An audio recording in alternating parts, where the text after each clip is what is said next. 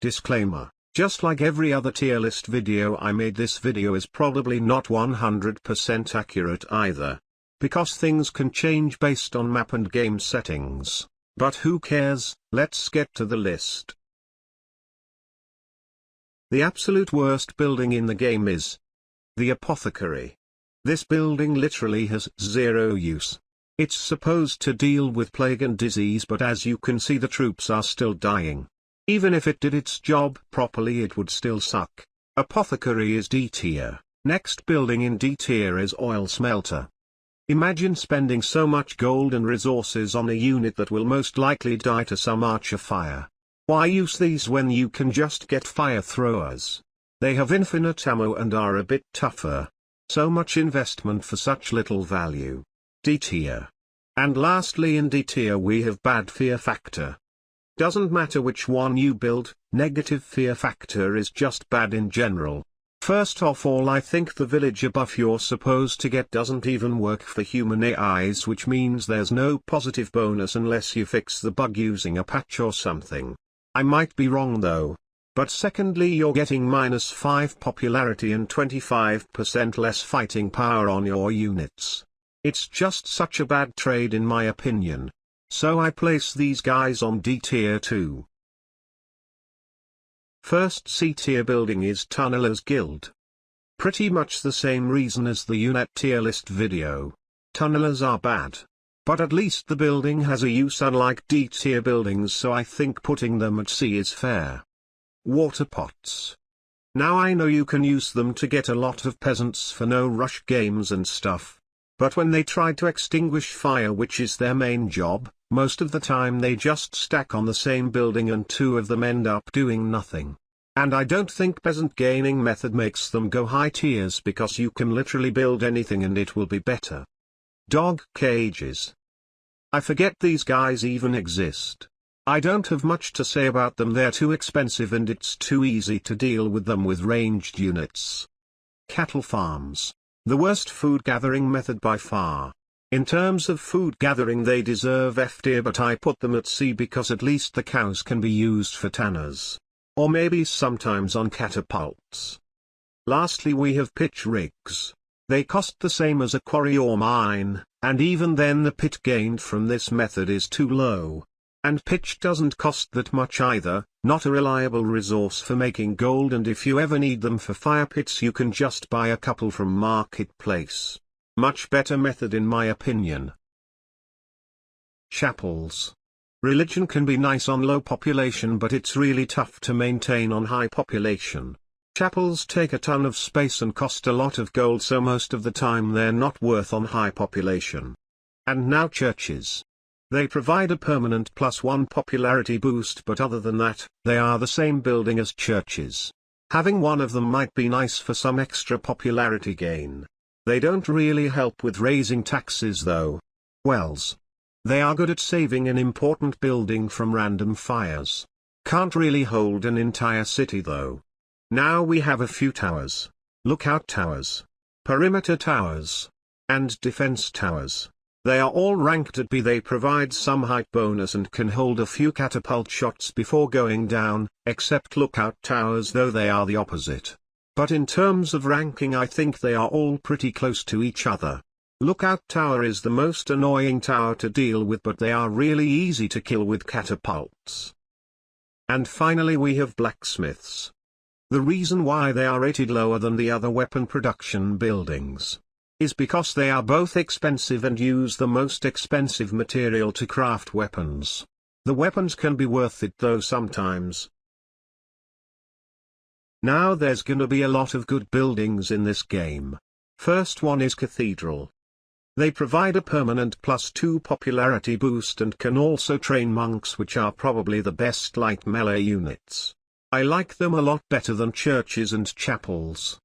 Polyturners, tanners, and armorers are all A tier too.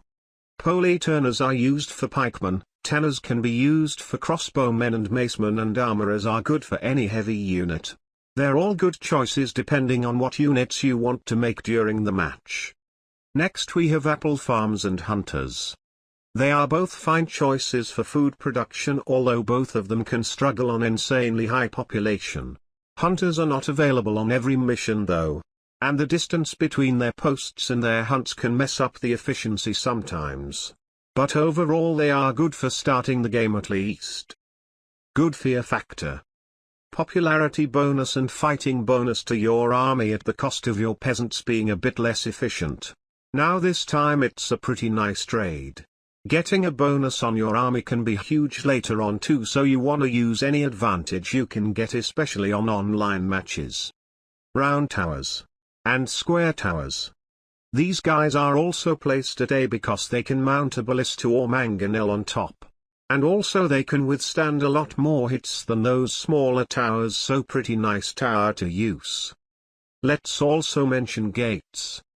Of course they are used to control who can enter and leave your base, and apart from that, they don't really have an insane use case. But I see no reason to put them lower than A. They are tough to destroy as well. Fire pits. And also braziers, of course. You are weak, infidel. Caliph's favorite tool in this game. You can get infinite value from fire pits and evaporate armies in seconds. It's insanely overpowered if used properly. And also fire pits can't be removed or seen by the attacker, so it does have a lot of potential online. And once again I'm surprised no one uses them. Next up we have ale production buildings. All three of them. This could potentially be placed at S, but I thought A is fine. Ale doesn't cost much to set up and the +8 popularity boost is really easy to maintain even on high populations.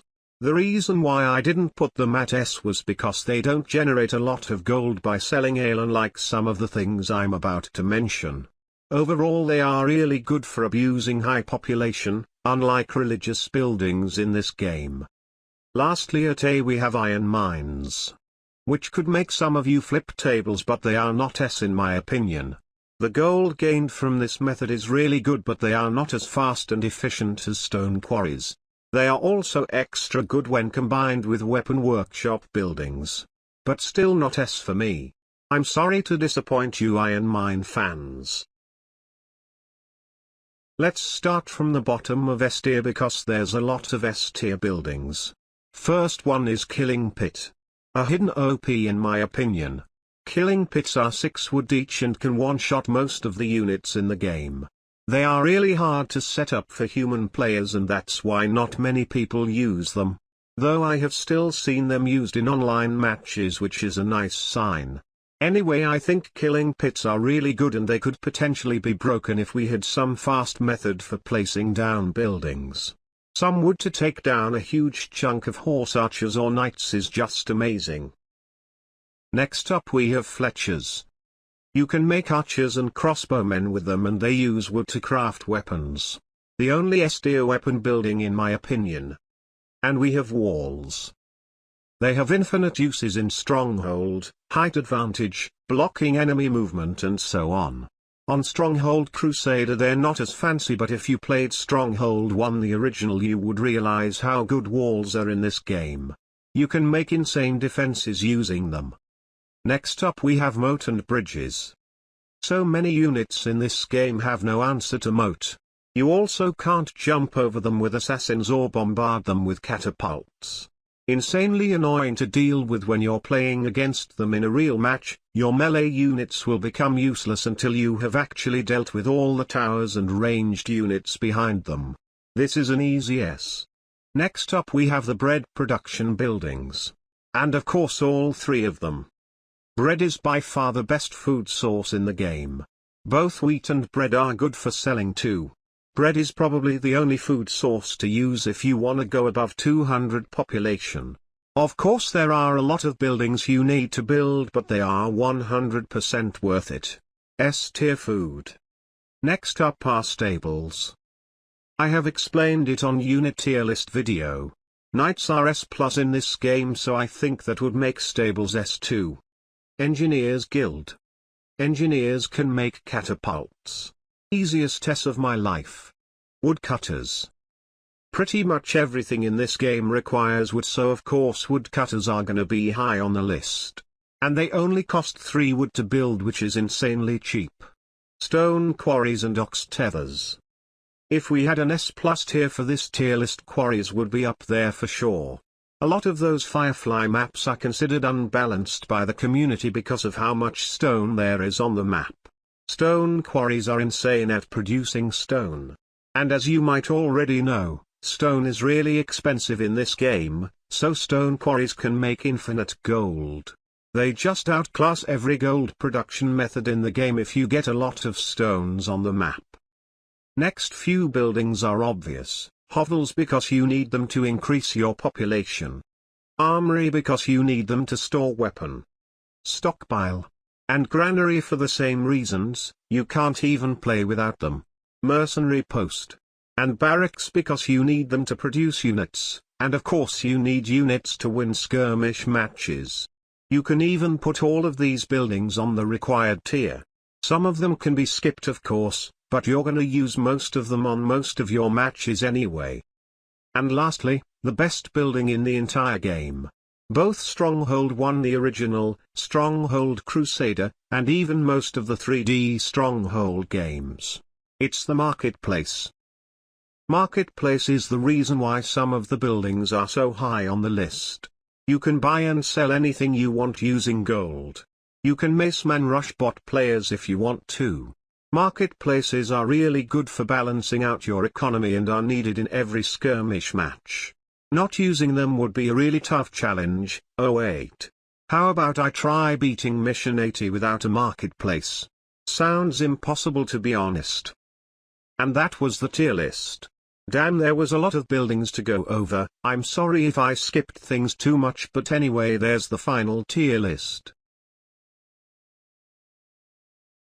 There are links in the description to the tier list if you want to share or make your own list. All opinions are welcome, so if you have disagreements feel free to discuss it in the comments section. I hope you enjoyed this video, and if you did, please like and subscribe if you wanna see more Stronghold content. Thank you guys for watching and see you all on the next video.